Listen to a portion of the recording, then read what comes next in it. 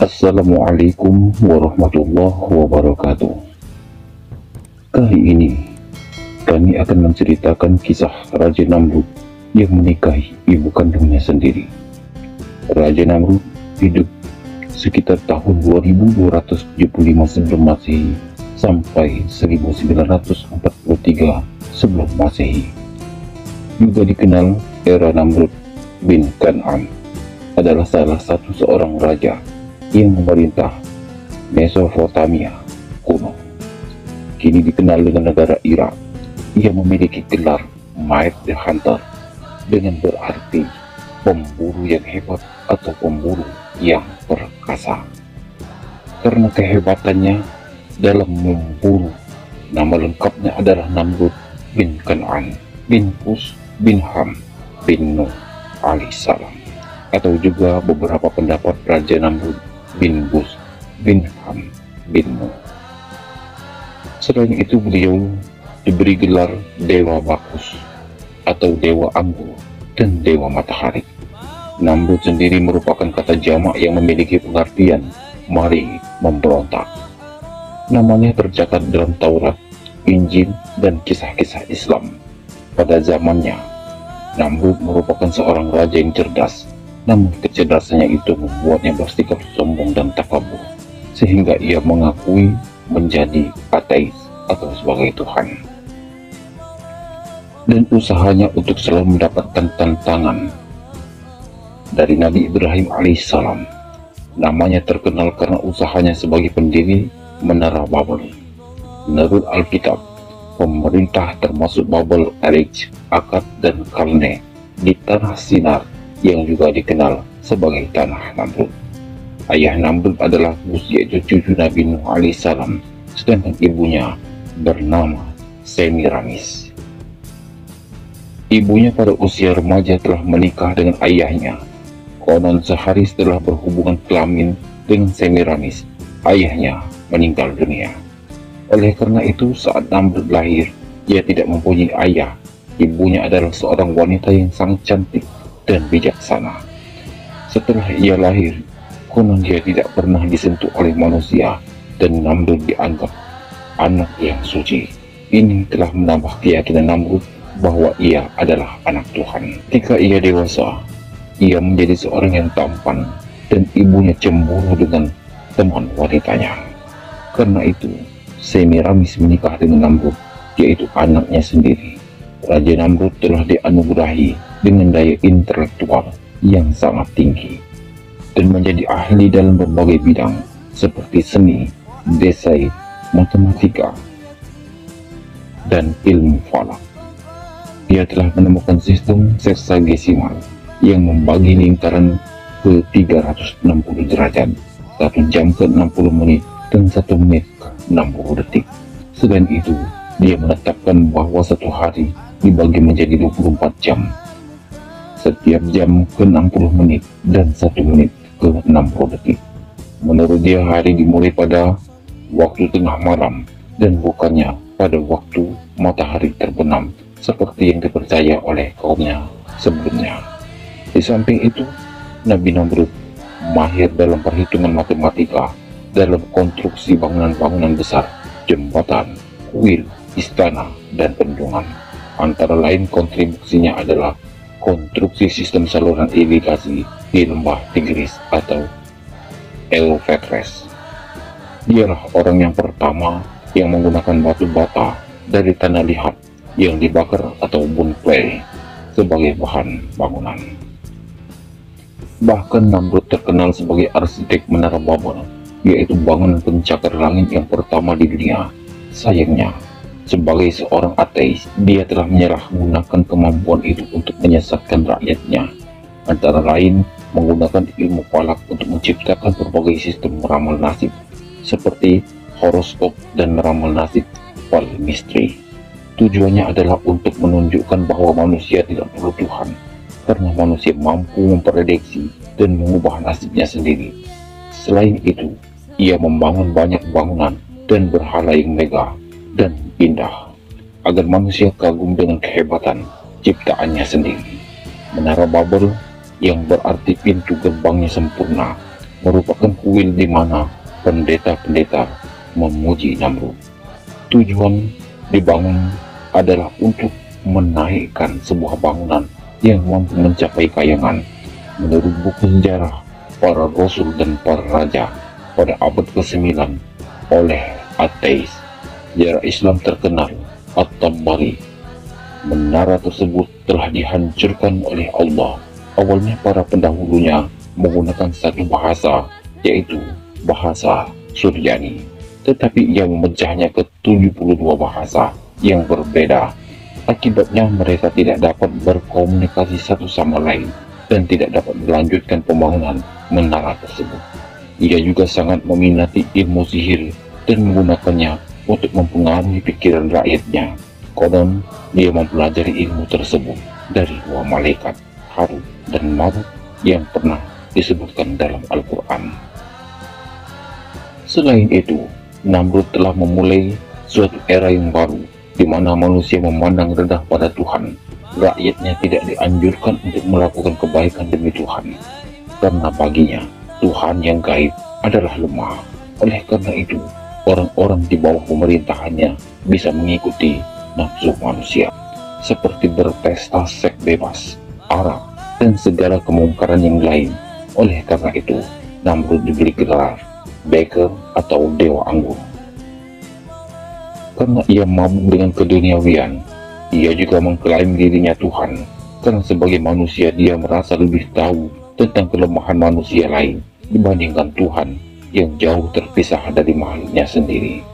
Pada suatu malam, Raja Namrud bermimpi melihat bintang yang terbit dari barat.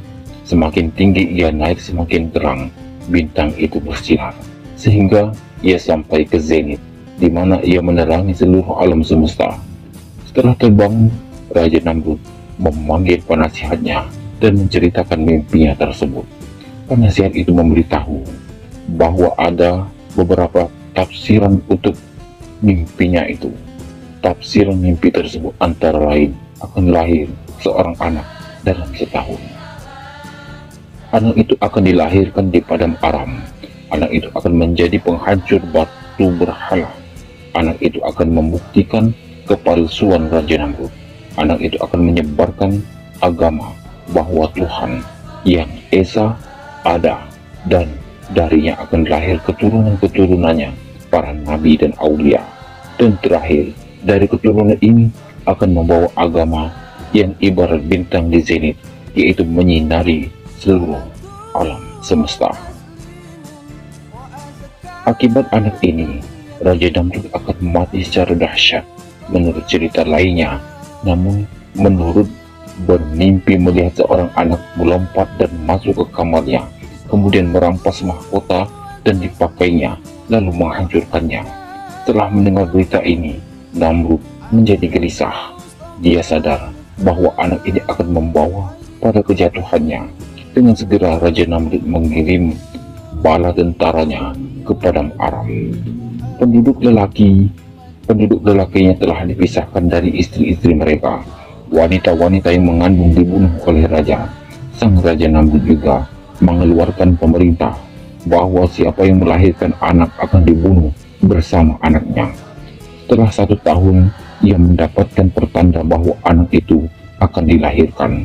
Ia mencurigai Azar, orang yang paling dipercayainya, karena Azar pernah diizinkan untuk memasuki kota tersebut. Meskipun begitu, Azar menapiknya. Istrinya juga tidak menunjukkan tanda-tanda hamil. Namun, ia tidak percaya dan menugaskan seorang tentara untuk menjaga istri Azar. Setahun telah berlalu dan tentaranya telah keluar dari kota padang Aram. Alkitab Injil tidak pernah menyatakan tentang pertemuan antara Raja Namrud dan Nabi Ibrahim alaihissalam. Bahkan ada jurang 7 generasi antara mereka berdua. Namrud sebagai cicit Nabi Nuh alaihissalam, sedangkan generasi Ibrahim itu generasi ke-10 setelah Nabi Nuh, generasi ke-10 sampai ke-11. Namun Taurat dan Al-Quran menggambarkan peperangan antara Raja Namrud dengan Nabi Ibrahim alaihissalam sebagai satu konfrontasi hebat antara kejahatan dan kebaikan, atau lebih spesifik lagi, monoteisme, melawan Tauhid dan penyembah berhala. Namun menurut sumber Yahudi, Raja Namrud sempat bertaubat sebelum ia meninggal dunia, tetapi Muslim mempercayai bahwa ia tetap dengan pendiriannya sebagai Tuhan sampai akhir hayatnya. Allah menurunkan ribuan nyamuk atau serangga yang halus, senjata buatan manusia yang paling hebat pun tidak mampu menepi serangan makhluk yang kecil ini. Dalam beberapa menit, mereka telah menembus kulit Raja Namrud dan membunuh mereka dengan dahsyat sekali. Namun, ia berhasil melarikan diri, tetapi nyamuk itu telah masuk ke otaknya. Konon selama 40 hari dan 40 malam, ia tersiksa karena otaknya ditusuk-tusuk oleh nyamuk itu. Dalam waktu tersebut, Nabi Ibrahim sering mengunjungi dan memberi dakwah kepada beliau. Namun beliau tetap mengklaim dirinya sebagai Tuhan. Akhirnya, beliau memanggil orang suruhannya untuk mengambil sebatang besi yang sangat besar untuk memukul kepalanya agar sakitnya hilang. Setelah beberapa menit, kepalanya dipukul. Beliau memerintahkan orang suruhannya untuk memberikan pukulan yang lebih kuat. Ini telah membawa kepada kematian Raja Namrud yang zalim itu. Kemudian nyamuk tersebut keluar dari telinga beliau. Maka berakhirlah kehidupan Raja Takabur yang mati akibat serangga nyamuk yang kecil. Ada satu kisah raja yang ngawur ini sobat, yang menikahi ibu kandungnya sendiri. Gila raja ini ya sobat. Perlakuan menyimpang sudah ada sejak ribuan tahun lalu, dan bahkan sampai hari ini masih banyak yang melakukannya. Tidak heran saudara yang masih satu kandung saling mencintai dan berhubungan fisik. Inilah kisah Raja Namrud menikahi ibu kandungnya sendiri, seorang pemimpin keturunan kelima dari Nabi Nuh. Namanya dikenal sebagai Namrud bin Kan'an bin Kus bin Ham bin Nuh, seorang raja yang populer di peradaban dunia sekitar tahun 2275 hingga 1943 sebelum Masehi. Negara bekas pemerintahannya kini disebut Irak. Sebagai peradaban Mesopotamia, sebuah peradaban Mesopotamia kuno yang banyak disebutkan dalam kitab suci. Raja Namrud memiliki ibu bernama Semiramis. Sang ibu memiliki wajah yang cantik dan awet muda. Dikisahkan pada usia remaja, Semiramis telah menikah dengan Kan'an. Konon sehari setelah berhubungan kelamin dengan Semiramis, ayahnya meninggal dunia. Ibu yang cantik dan bijaksana mengaku tidak pernah disentuh oleh manusia. Kisah Raja Namrud yang menikahi ibu kandungnya sendiri dianggap anak yang suci ini telah menambah keyakinan Namrud bahwa ia adalah anak Tuhan yang lahir dari seorang perawan. Setelah Namrud menginjak usia dewasa, Semiramis sering tampak cemburu ketika gadis-gadis yang mendekati putranya. Hingga pada suatu ketika, dia pun menikah dengan anak kandungnya sendiri. Menginjak usia remaja, Namrud suka mengganggu orang-orang di jalan, dan dia bisa menghimpun banyak orang untuk menjadi pengikutnya. Berita ini sampai ke telinga bapaknya, Kan'an. Hanya saja, Kan'an tidak tahu bahwa itu adalah anaknya. Maka Kan'an mengumpulkan bala tentaranya untuk pergi menemui Namrud. Ketika Namrud melihat pasukannya datang kepadanya, dia mengerahkan orang-orang yang bersamanya. Terjadilah pertempuran, dan Namrud bisa menghancurkan pasukan Kan'an. Kan'an penasaran mencari Namrud, namun Namrud berhasil membunuhnya sampai ajalnya.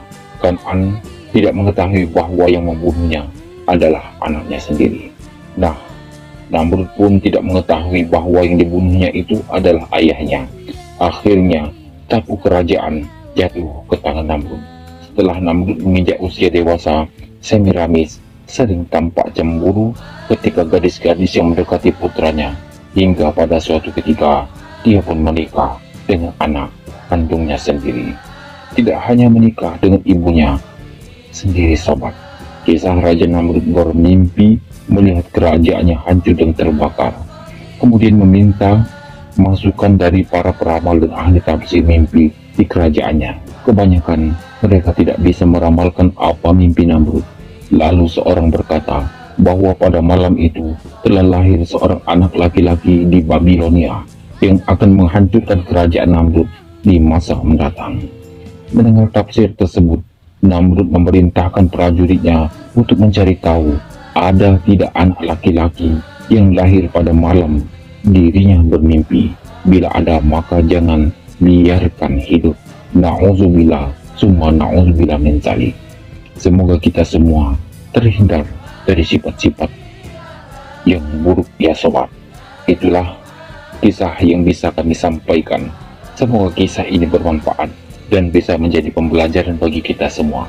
Terima kasih juga buat teman-teman yang sudah nonton video ini. Dan jangan lupa untuk menonton video-video lainnya dari channel Majelis Asy'ari. Sekian dari kami pamit undur diri. Wassalamualaikum warahmatullahi wabarakatuh.